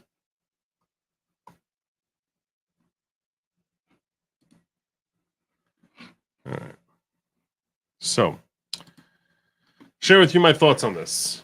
While I pull this up here, I should remind you all. That's my live subscriber count right now, 98,308. So, what are my thoughts on this? I covered this trial live. I was there for the voir dire. I was there for this whole stinking deal. And jury selection, opening arguments, witnesses, closing arguments. I gave live updates every afternoon, and told you all how the trial was progressing. So let me share with you some thoughts. First and foremost, these charges were ridiculous. The J6 select committee was a joke. This was obvious to everyone, even the neocon Republicans like Ken Buck testified that he testified in Colorado, his home state, during the hearing that was conducted to see whether or not Trump should be thrown off the ballot.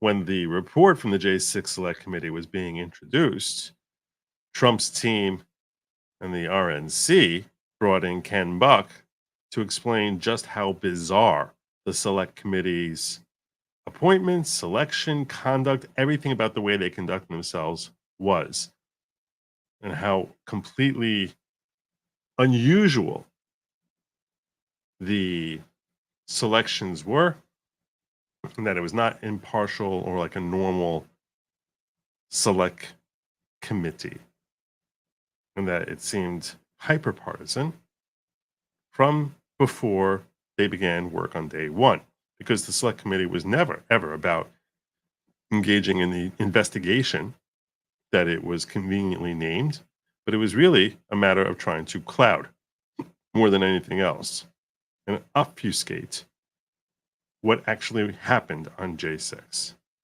It was a terrible travesty of the corruption and the display of the corruption of Washington, D.C. that committee was ever formed, and the work that they performed was a joke. From bringing in crazy lunatics pretending that Donald Trump was jumping over the barricade or in his limo and jumping over the scene in a limo and trying to wrestle his own driver on J6. And just, it was an embarrassment of obvious falsity. That being said, so now during the course of them doing their work, they issued subpoenas to Bannon. Bannon didn't want to go. Didn't want to turn over documents, didn't want to comply. He was pretty loud about it at the time. When they came to his trial, the jury pool was so obscenely tilted against him that it was shocking. And Judge Nichols seemed to have very little regard for just how tilted they were against them. People would come up there one at a time, be called into the room, and they would call them in, and they'd be questioned about how they filled out their jury questionnaire.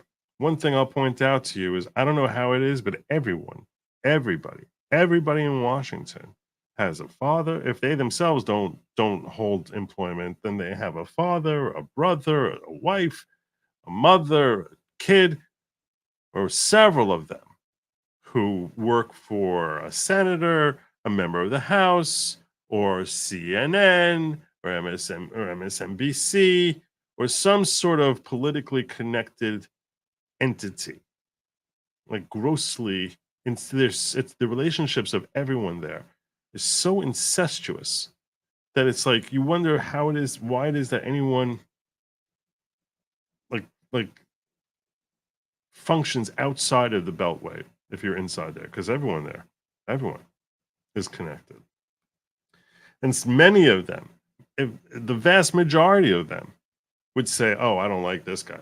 I don't like the defendant." Do you have issues about? Do you have feelings about the defendant? Are you aware of who he is? Yes. Do you like him? No. Do you think you can, someone would be like, I can't stand this guy. I think his boss is evil and that he's destroyed our country. And we ask him questions like, do you think you can set that aside and be impartial? Yeah, I think so. Really? Really? Yeah, I think so. I think so. I can set that aside. So you're sitting there as his defense counsel. You're like, I don't even know who the hell I'm going to be taking here. They all were watching the J6 committee hearings like as if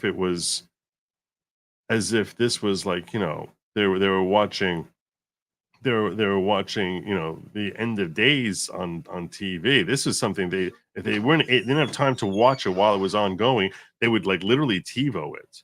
Every one of them had to know exactly what was happening and who was testifying, and they would hail every one of them, every person who boldly stood up and was willing to tell the truth about Donald Trump. It was such a gross travesty of just, it was disgusting. Everything about it was disgusting. It was stupid. So there was no chance that he was going to. It was not a matter of would he be convicted. It was simply a matter of would we need to wait more than an hour or two before they would reach their conviction. And that outcome was determined before the last juror was seated.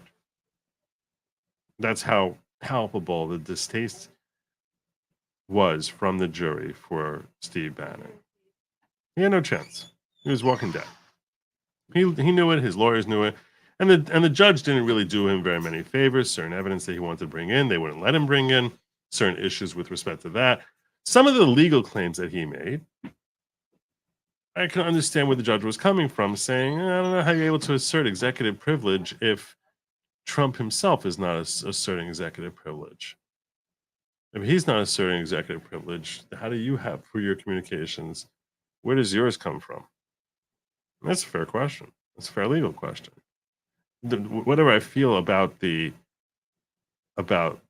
ludicrous J6 Select Committee, when you have a fair legal point, you got a fair legal point. It's true. It's true. Now, there are other legal issues, such as if it's an illegitimate committee because they don't comport with their own rules, which that was one of the issues with the J6 Select Committee and the subpoenas that they issued, that there were certain rules that were set up for them, for how they were going to be comprised and how they would conduct themselves. Then Nancy Pelosi said, we don't need to follow these rules that we passed. Makes you have all sorts of questions as to the legitimacy of a subpoena that they issue. Court said, that doesn't give you a basis to ignore the subpoena. Okay, maybe. I don't know. You would question if they're not a real committee, how it is that they have the authority to have someone held in contempt. So now, the judge said, I recognize that he ended up sentencing him to 4 months for the 2 convictions. And that was it. That was it. I really didn't it was a frustrating thing to sit and watch. Not going to kid you. It was a very frustrating thing to sit and watch. So the committee was a joke. The convictions were a joke. Everything about it was a joke. Everything, the reason that so many Americans went to DC, I didn't go to DC personally. I thought about it, but I ended up not going. But the reason so many were there on J6 is not simply about stopping this steal, but it was a core de cry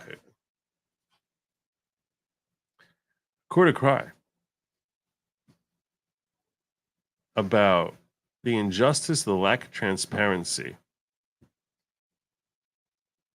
and the fact that so much was being obfuscated from us that we couldn't see how the ballots were being counted, and the lack of transparency and the integrity of our elections. Because even if they did have integrity, which who really believes that? But even if they actually had integrity, the fact that they were hiding everything behind doors and said, you can't look, you can't see, things are going to be counted in the middle of the night. We have to count these last 50,000 ballots when Trump is leading by 3,000. We have to count these last 50,000, which somehow becomes 150,000 behind closed doors. And this last 100, while we counted 7 million votes in Georgia in a span of 6 hours, these last 150,000 votes are somehow going to take us 6 days.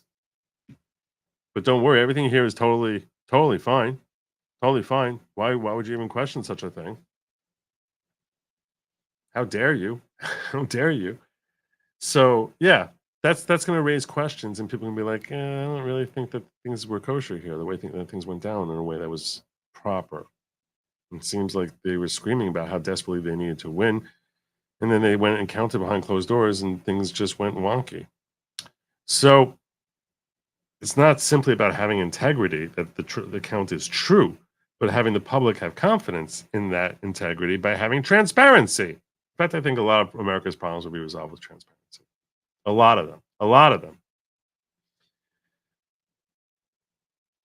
That being said, all this being said, now we come to this situation where all of a sudden now Steve Bannon is being thrown in jail now. Why is this happening now?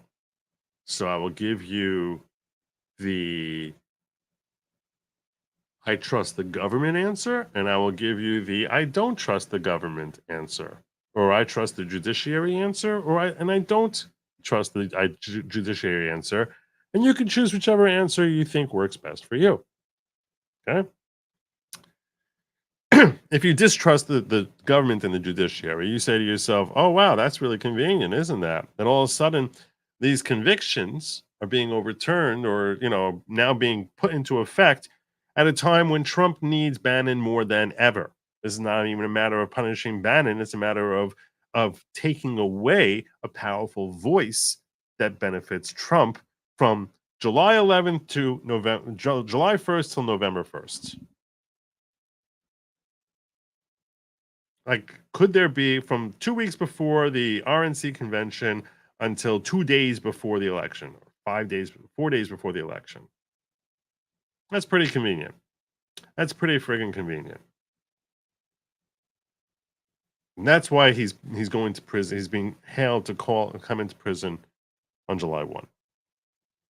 That is the voice of a cynic who distrusts our prosecutors and judiciary. Somebody who's going to look at it from the left side would say this. And this part is technically true, which is the legal arguments that he presented on his appeal are the reason that he's kept out of jail. That's why he's out of jail. There is logic to say that if these arguments were dismissed as and crushed by the DC Circuit Court, not in his case, but in Peter Navarro's case, because Peter Navarro, who issued, when he was convicted, similar issues on appeal. And then if they're both raising identical issues, and DC Circuit Court says, Peter Navarro, your issues are unavailing, you lose, whether you respect the DC Circuit Court or think that they themselves are corrupt, which a lot of people have questions about the DC Circuit Court. That is the status of the law in DC. You can't argue that. They're the last words in DC. That's what they said in Peter Navarro's case. So now all of a sudden, these issues of law, which were in existence back in 2022, when Steve Bannon was first convicted and still left unanswered by the DC Circuit Court, are no longer a question, because now we can see that the DC Circuit Court thinks that these legal arguments do not justify overturning a conviction. Legal arguments like the executive privilege issue. So seeing as how the DC Circuit Court has already ruled on these issues, not specifically for Steve Bannon, but specifically for Peter Navarro, that now means that there's no real reason to sit and wait anymore out of hopes that Steve Bannon is going to have success and never have to serve this sentence, because it seems as if his aspirations for finding relief from the DC Circuit Court are, for all intents and purposes, cooked. And realistically, I'm not going to kid you, chances of Steve Bannon winning in DC Circuit Court? No way. Not going to happen. Could he win before the Supreme Court? Possibly. I personally would be very, very, very surprised if, in fact, the Supreme Court would even listen to his case. I don't think they will. I don't think they're going to listen to his case. I think they're too cowardly. I think they have no interest in actually sticking their toe into this issue of the J6 Select Committee. I don't think they want to. I think they want to have nothing to do with it. So, for all of these reasons, now you understand the cynic's perspective, and then you understand the legal perspective, or how. Because I will make this point to you from the legal perspective. The logic of Judge Nichols in saying that, well, now is the time for him to go to serve his sentence. It is legally sound. It is legally sound. It's terribly inconvenient for Bannon and for Trump. But I cannot deny the fact, realistically, I'm telling you as a lawyer, that I do think this is legally sound. Very convenient. Maybe you could say DC Circuit Court, came up with their decision a month or two ago at convenient timing. Maybe that's where things started becoming convenient. But my point is, once that happens, now this is where the Judge Nichols is at this point. A lot of people on the left, here's one more point I want to throw it at you. A lot of people on the left would like to say to you that Nichols was appointed by Trump. Why you have a problem with Nichols? He's appointed by Trump. Never allow anyone to throw that hogwash at you. Do not ever allow anyone to throw that hogwash at you for two reasons. Number one, Trump happens to really suck at picking people. Historically, he's terrible at it. Terrible. Hopefully he gets better. I don't know. Old dog, new tricks. Seems like it's hoping for a lot. I'm not going to kid you. But, secondly, and more importantly, even if you've picked great people, when you put them in this environment, specifically in D.C., because as bad and left-leaning as New York is, D.C. is way worse, as we saw in the voir dire questioning, where everyone there has some sort of relationship to someone on the Hill, or someone from mainstream media, or some lobbyist group, like Act Blue or something like that. Every one of them seems to have some sort of relationship to the DNC in ways that make you think that whole agency is like this many tentacled freaky monster that it has the ability to just sort of grab whatever, stick their fingers in everyone's pockets and take control over everything. That's what the DNC smells like when you go through Washington. So even in the RNC's pockets, because it's all the institutionalists, they're all on the same side. Most of them, not all of them, many of them. We keep saying the DNC, but at the end of the day, it's institutionalists. So with that in mind, someone ends up getting a position there and they're appointed by Trump. It takes 10 minutes for their loyalties to start turning. 10 minutes, because the culture there is so institutionalist, so left-leaning. It's like it's almost like every person there becomes Chuck Schumer 10 minutes after they show up. Nancy Pelosi. They don't become AOC, but they do become Nancy Pelosi or Chuck Schumer. Or Mitch McConnell, frankly. Same thing. Little difference. Different colored tie.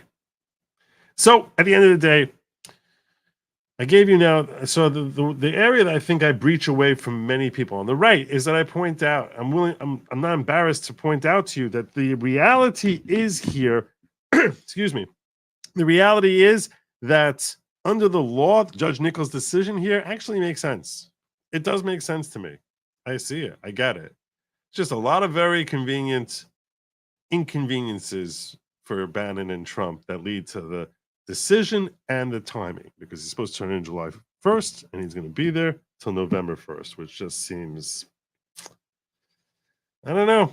Some people don't trust coincidences, and that's coincidentally terrible timing for Trump and Bannon. So there you go. Those are my thoughts on it. Those are my thoughts. Let me see what we got coming up here. Favorite story of the week. The TDS lefty who drove the Popo station in Florida and threw rubber snakes in the lobby, wearing drawers on his head. I didn't even see that story, but I thank you for sharing. John Delaney says lefties plead rules based on rule of law and such, but intend rules for radicals. Well, those are rules. Those are rules. Does that include good time reduction for Bannon? I don't know if they have good time reduction on a 4-month sentence. Usually good time reduction is on a sentence of many, many, many more months than that. So I don't know. I'm unaware. And again, I want different opinions, but with what we have, I'm listening to you fully. I would also like your chat to say, stop saying I'm dumb, naked, and I'm neither. Yeah, I don't take it seriously. I'm never going to stop my chat from saying whatever they want to say. I have only 3 rules here. Those 3 rules are no racism, no violent term service, no spamming. I want to have as much open speech as possible. I know that sometimes they can be kind of hostile, but sometimes even some of the people on the left can find their own little niche here. But free speech can be challenging. Can be. Don't let anyone get under your skin. I recognize that you're asking questions of good faith, and that's why I'm giving you very lengthy answers. So I think you're asking reasonable questions. So reasonable questions deserve reasonable answers. Don't let others in here get under your skin. Most of them are well-meaning. Most of them, I think. Does the client need to raise privilege before a lawyer can testify, or is it assumed? It really depends on the nature of the privilege. It depends on the nature of the privilege. And I'm not sufficiently informed about executive privilege. But I know like husband-wife privilege is not the same as client-doctor, doctor-patient privilege or, priest-parishioner privilege. So I don't want to hazard a guess as to how it works in this particular setting, because I really don't know. What is the Taco Bell curve? Breck Nichols, District Judge Carl J. Nichols, no relation. Uncle Carl told me so. Breck Nichols, embarrassed by Carl Nichols. Ataraxia says, not revenge, 4 years of justice needs to be meted out expeditiously. Expeditiously. Oh my, I missed this big one here. From Barb. Hit me up. One thing Trump can do is pull all the security clearances of those who are no longer in government jobs. That would be one way to stop a lot of them from getting MSM jobs, etc. Make these people useless. Oh, I love that idea. I do think he should fire a whole bunch of folks and start closing agencies. That's what I'd love to see. I'd love to see that. But you're spot on with that. Alien's asking, so with POTUS executive privilege, who holds the privilege is the question. POTUS or his confidant giving advice? With lawyers, we know it's the client. Yes, so you would think it's the POTUS, right? So you would think. That's what you would think. The president's one. Why would it be the individual who's holding the privilege, right? It doesn't make any sense. DC parties will make all conversations into libs. They're really... Because it's so expeditious to just go with the flow and give them what they want. Anyway, that is my show for tonight. I thank you all for joining and participating. I hope you enjoyed yourselves. Tomorrow, I will be on Layback Law with Eric Hunley and a whole panel full of awesome folks. Hope you're going to join me there for that. Please make sure to check out Locals, which is goodlogic.locals.com. If you haven't hit the like and subscribe, I don't know what I got to do. I'm inching up on that counter, trying to find my way to 100,000. Like I feel like every time I see that number go up, it goes back down. I'm sure it's going to go back down. I'm sure it's going to be under 312 by the time I finish this statement, because that's the nature of the beast here. And I never know if it's you guys just messing with me or if it's actually Susan messing with me. Someone's messing with me, but that's okay. I can. Fighting through the struggle. That's what I said earlier. Fighting through the struggle. That's the sense of accomplishment. That's where you get the sense of accomplishment. And I appreciate that. I appreciate you doing that, Stephen. Thank you so much.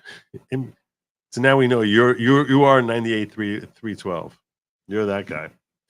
All right. I will see you all Saturday night. Till then, take care of yourselves. Have a phenomenal weekend. Do not eat the bugs. And as always, landing my plane, Godspeed. Good night.